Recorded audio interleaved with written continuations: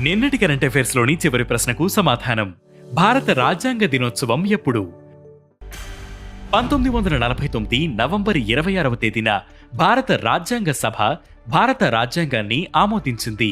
2015లో అంబేద్కర్ 125వ జయంతిని పురస్కరించుకుని అప్పటి నుంచి ఏటా నవంబర్ 26న భారత రాజ్యాంగ దినోత్సవాన్ని నిర్వహిస్తున్నారు.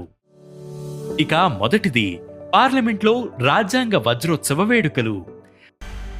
భారత రాజ్యాంగం ఆమోదం పొంది 75 ఏళ్లు పూర్తయిన సందర్భంగా పాత పార్లమెంట్ ప్రాంగణంలోని సెంట్రల్ హాల్లో రాజ్యాంగ వజ్రోత్సవాలను నిర్వహించారు. ఈ కార్యక్రమంలో రాష్ట్రపతి ద్రౌపది ముర్ము, ఉపరాష్ట్రపతి జగదీప్ ధన్కడ్, ప్రధాని మోదీ, లోక్సభ స్పీకర్ ఓం బిర్లాతో పాటు ఉభయ సభల సభ్యులంతా పాల్గొన్నారు. రాజ్యాంగానికి సంబంధించిన 2 పుస్తకాలు, 75 వసంతాలకు గుర్తుగా స్మారక పోర్టల్ స్టాంపును రాష్ట్రపతి విడుదల చేశారు. ఇక రెండవది శుక్రయాన్ మిషన్ కు ఆమోదం తెలిపిన కేంద్రం.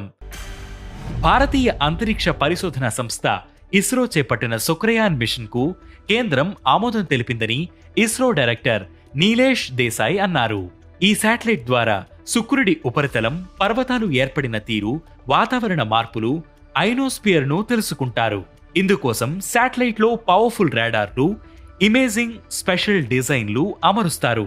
2028లో దీనిని లాంచ్ చేసే అవకాశం ఉంది. ఇక మూడవది అబ్ కోయి బహానా నహీ ప్రచారాన్ని ప్రారంభించిన కేంద్ర మంత్రి. కేంద్ర మహిళా శిశు సంక్షేమాభివృద్ధి శాఖ మంత్రి అన్నపూర్ణాదేవి నవంబర్ 25న అబ్ కోయి బహానా నహీ ప్రచారాన్ని ప్రారంభించారు. లింగ ఆధారిత హింసలను నిర్మూలించడం దీని లక్ష్యం. యుఎన్ మహిళల మద్దతుతో మహిళా శిశు అభివృద్ధి శాఖ, గ్రామీణాభివృద్ధి మంత్రిత్వ శాఖ దీనిని నిర్వహిస్తున్నారు. ఇక నాల్గవది మాల్దీవ్స్ భారత హై కమిషనర్ గా బాలసుబ్రమణియన్. 1998 బ్యాచ్ కు చెందిన ఐఎఫ్ఎస్ అధికారి బాలసుబ్రమణియన్ రిపబ్లిక్ ఆఫ్ మాల్దీవ్స్ కు భారత తదుపరి హై కమిషనర్ గా నియమితులయ్యారు. ఆయన ప్రస్తుతం నైజీరియా హై కమిషనర్ గా పనిచేస్తున్నారు. మరోవైపు బ్రెజిల్ తదుపరి భారత రాయబారిగా 1992 బ్యాచ్ ఐఎఫ్ఎస్ అధికారి దినేష్ బాటియా నియమితులయ్యారు. ఆయన ప్రస్తుతం అర్జెంటీనాలో భారత రాయబారిగా పనిచేస్తున్నారు. ఇక ఐదవది IPL ఆక్షన్లో అమ్ముడుపోయిన youngest cricketer.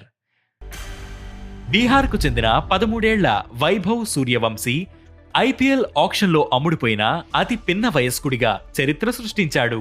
Vaibhav base ధర 30 లక్షలు కాగా రాజస్థాన్ రాయల్స్ 1,10,00,000 ధరతో అతడిని కొనుగోలు చేసింది. దీంతో అతను తొలిసారిగా ఐపీఎల్లో ఆడబోతున్నాడు. ఇక ఈరోజు కరెంట్ అఫైర్స్ క్వశ్చన్: ఏ రాష్ట్రాన్ని బ్రెడ్ బాస్కెట్ ఆఫ్ ఇండియా అని అంటారు? ఈ ప్రశ్నకు సమాధానం మీరే కామెంట్ చేయండి.